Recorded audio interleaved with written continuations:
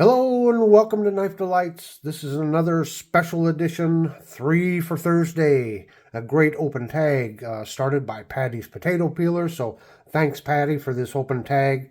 It's a wonderful open tag and gets my creative juices going here, trying to figure out what three knives to show for this week. I decided I have three cattle knives, and I thought I'd showcase them, even though a couple of them have made it on the channel before. It's just interesting to break out these cattle knives. Now, a cattle knife is, as Tobias would describe them, in the family of Stockman knives.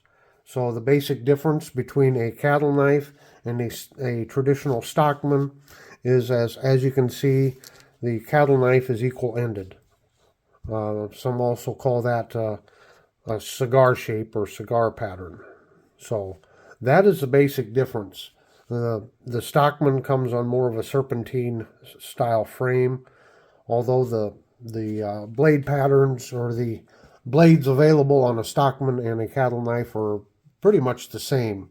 They all come with a main blade, and they're going to have a spay blade, and then the third blade is going to be maybe a sheep's foot or a file or a pen blade, something like that. So they're basically the same knife, a three-bladed, sometimes a four-bladed knife, except that it is cigar-shaped. This is a unique one here. I found this one in an antique store. I really love this one. It's got what I believe to be red micarta handles. Of course, that really nice shield to it. And this one has the clip point blade for the main. And all of these knives here have this very nice long nail pull. Long nail pulls seem to be pretty popular. And it's got the swedge on one side, and that seems to be pretty popular on Stockmans and cattle knives, because you're trying to fit, three blades down into here. So you get a swedge there, gives it a little extra room when you're trying to close your knife. Now, this is a Henry Sears Son, no relation to Sears and Roebuck. Henry Sears was originally from Prussia, and then I think he went to Germany and then ended up in Chicago. And you can see the Tang stamp here. See if I can get it to focus in there good. There we go, Henry Sears and Son. And then they're all stamped, or a lot of them are stamped 1865. That's not a model number. That's the year he started making knives, or established the company anyway. So yeah, nice red micarta, nice and smooth, really nice. And then this one has the easy opener, or the nail relief here, so you can really get to this. So it's easy to get to that nail nick, or to get the file out. There's a punch on this one. This one's a punch. So yeah, just a really nice knife. Of course, I wish this wasn't broken, and I wish, this blade was in a little better shape, but it's still a fine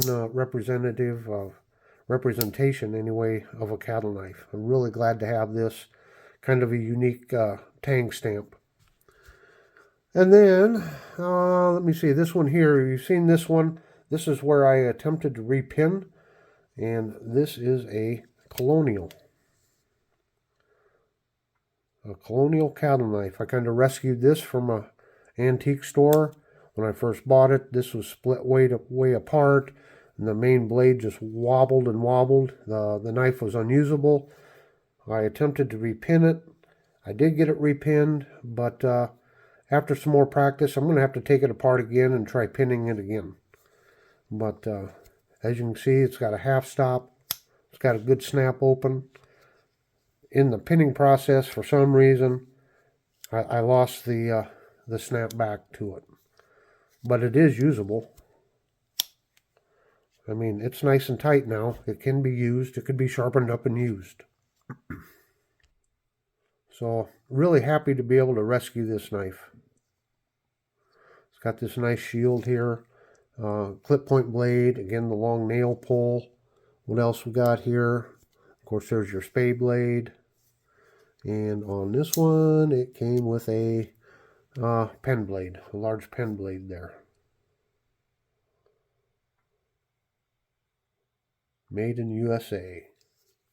So a Colonial. My latest purchase, and I'm currently doing a video on this, on how I've been restoring this. This is a Hammer brand. And I don't know what it is. I just love Hammer brand. And Hammer brand was kind of a discount line from Imperial. And the reason I love Hammer brand is I just love that tang stamp. Look at that. Big old arm holding a hammer in it. So again, a clip point blade, the long nail nick there. And what else we got on this one? And if I can get it out. Well, goodness. I can't get to it. There it is.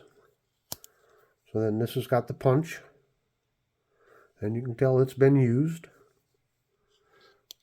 And then I'm assuming that's what was the spade blade, but you can see how somebody really sharpened that one down. Somebody really used it. Now on this one, as you can see, and I've seen them advertised on eBay, and they'll say, you know, it has silver colored covers to them or whatever. All that means is the paint has come off of it. So in part of my restoration here, I've cleaned this off. It was in bad shape, or not much of the paint was left on them. So I went ahead and cleaned those off. And as you can see, I've painted one side, and it's looking pretty good, even though I got a little touching up to do here. I got a little extra there, but I'll get that cleaned up. I'll finish videoing this one, showing me, you know, painting the other side. But so far, that looks pretty nice. Pretty nice. Which will bring up another point here.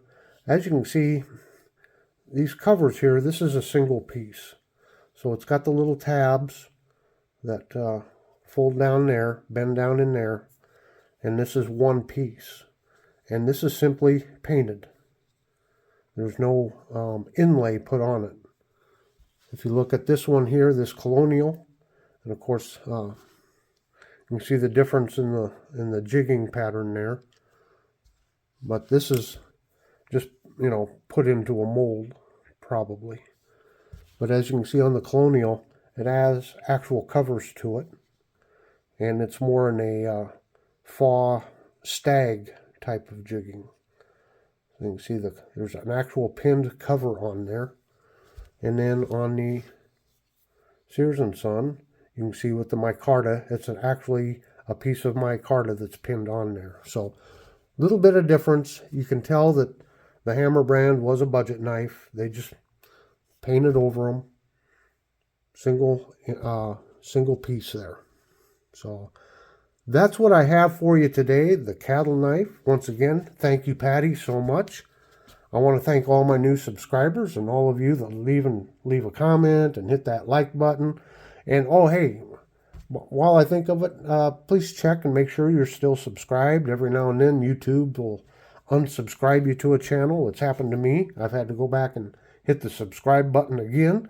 And hit that notification bell. And then hopefully every time I come out with a video, why, you'll get notified. So until next time, have a very delightful day.